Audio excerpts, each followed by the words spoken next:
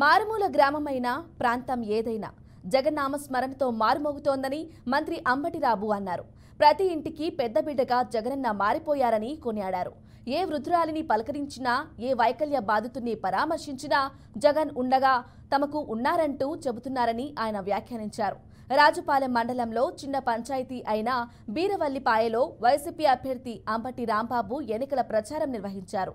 సంక్షేమ లబ్ధిదారులందరూ స్టార్ క్యాంపెయినర్లుగా మారిపోయారని ఆయన అభిప్రాయం వ్యక్తం చేశారు. ఈ నెల 13వ తేదీన జగన్ని ఆశీర్వదించేందుకు ఫ్యాన్ గుర్తుపై ఓటు వేయాలని అభ్యర్థించారు.